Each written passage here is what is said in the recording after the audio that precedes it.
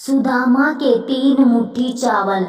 श्री कृष्ण और सुदामा की अनमोल मित्रता। मित्रता का रिश्ता दुनिया में सबसे खूबसूरत होता है, क्योंकि यह रंग रूप, धन दौलत और भेदभाव से परे होता है। आज के समय में जब भी मित्रता की बात होती है तो सबसे पहले श्री कृष्ण और सुदामा का ही नाम आता है। बाल्यावस्था में भले ही श्री कृष्ण, सुदामा और अन्य मित्र एक साथ पढ़ते थे, लेकिन एक समय ऐसा आया कि जब श्री कृष्ण द्वारका के राजा बन गए और उनके मित्र सुदामा इतने गरीब हो गए कि भोजन की व्यवस्था करना भी कठिन हो गया था। सुदामा की पत्नी सुशीला ने उन्हें द्वारका जाकर द्वारकाधीश श्री कृष्ण से मदद मांगने को कहा। सुशीला की बात सुनकर सुदामा पहले तो थोड़ा हिचकिचाए, लेकिन सुदामा के पास इसके अलावा अन्य कोई रास्ता भी नहीं बचा था, इसलिए वे मदद मांगने के लिए श्री कृष्ण के पास जाने को तैयार हो गए। कहा जाता है कि राजा, गुरु, मित्र, बेटी और मंदिर, इन 5 जगहों पर व्यक्ति को कभी भी खाली हाथ नहीं जाना चाहिए।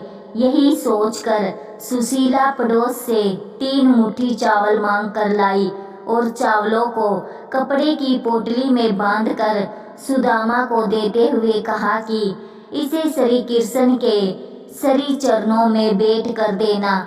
सुदामा जब द्वारका नगरी में श्री कृष्ण के महल पहुंचे तो महल के बाहर खड़े द्वारपालों ने सुदामा को हीन भावना से देखते हुए पूछा कि आप कौन हैं और यहाँ किस लिए आए हैं।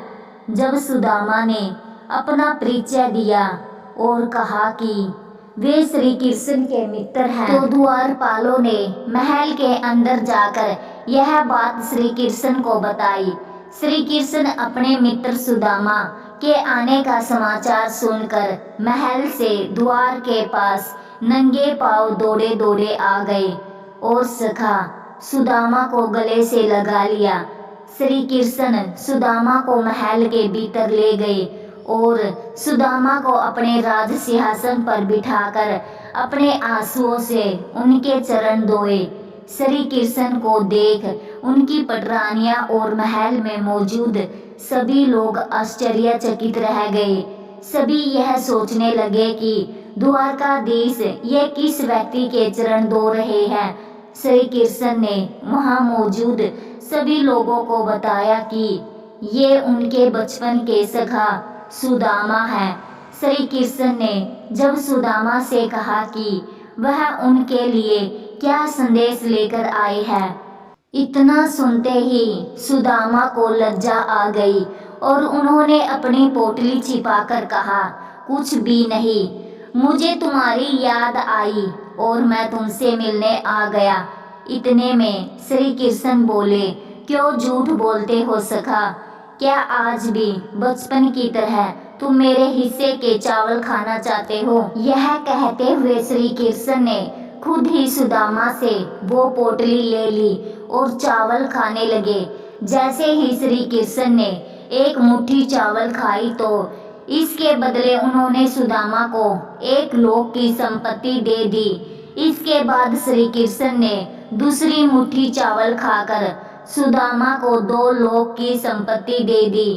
भगवान श्री कृष्ण तीसरी मुट्ठी चावल खाने जा रहे थे कि रुक्मणी उन्हें रोकते हुए बोली, प्रभु, यदि आप तीनों लोकों की संपत्ति इन्हें दे देंगे तो अन्य सब जीव और देवता कहाँ जाएंगे?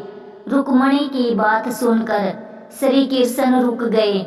इस तरह श्री कृष्ण ने सुदामा की मदद की और प्रेम पूर्वक उन्हें विदा किया। वीडियो अगर पसंद आया हो तो वीडियो को लाइक और चैनल को सब्सक्राइब करें। धन्यवाद।